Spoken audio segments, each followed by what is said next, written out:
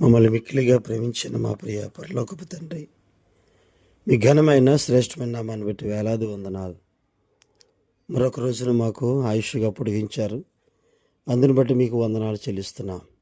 అయ్యా, ప్రతిదినం ఈ రీతిగా పాదాల చెంత చేరి కొన్ని మాటలు మేము ధ్యానించడానికి, నేర్చుకోవడానికి, ఆధ్యాత్మికంగా ఉజ్జీంపడడానికి మీరు ఇచ్చిన మహాకృపను బట్టి వందనాలు. వింటున్న మా శ్రోతలందరినీ దీవించండి, ఆధ్యాత్మికంగా బలపరచండి, ఉజ్జీవింపచేయండి. వాక్యం ఆయన మీది, ప్రజలు మీ వారు, అలాగే దాసుడు మీ దాసుడ.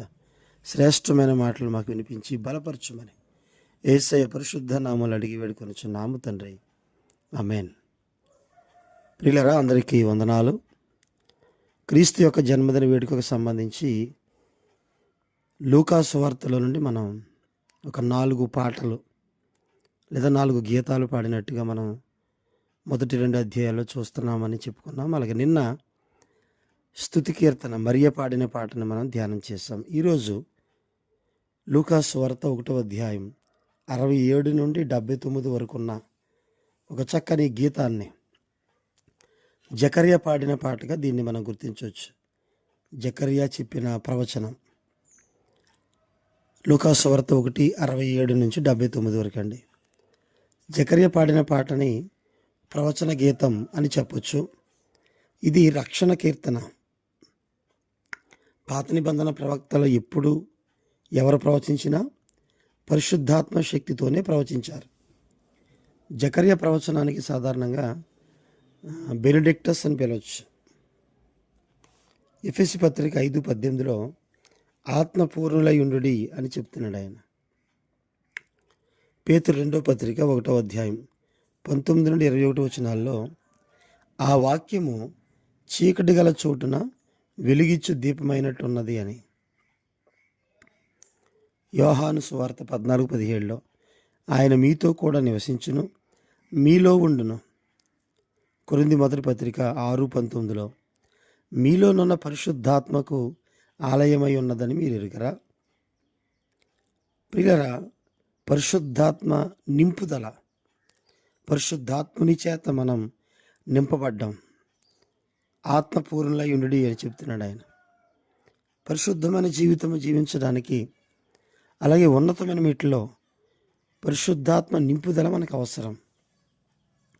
లూకా సువార్త 1:68లో జకర్యా అంటున్నాడు, దేవుడు రక్షకుడని విమోచకుడని ఆయన ఈ లోకానికి పంపాడు తండ్రి.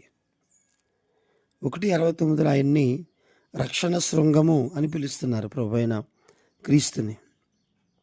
నిర్గమకాండం 19వ అధ్యాయం 5-6 వచనాల్లో అక్కడ మాట మనం చూడవచ్చు.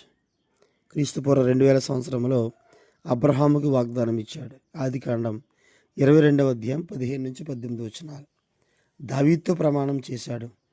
సమూయేలు 2వ గ్రంథం 7వ అధ్యాయం 12 నుంచి 16 వరకు.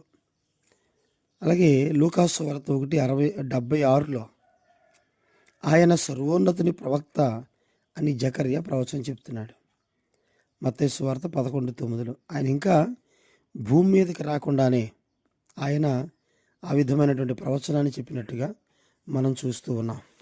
కాబట్టి దేవునికి వాక్యంలో మనం చూసినప్పుడు మార్గము సిద్ధపరచుట 1:79లో యోహాను గారి గురించి మనం చూస్తాం.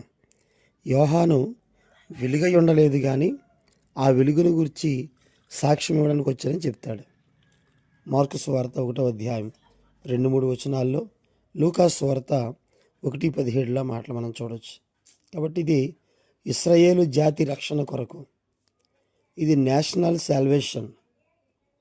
ఇశ్రాయేలు జాతి రక్షణ కొరకు ఆయన్ని ఈ లోకానికి ఒక రక్షకుడిగా పంపించినట్టుగా ప్రవచన గీతంలో జకర్యా పాడుతున్నాడు.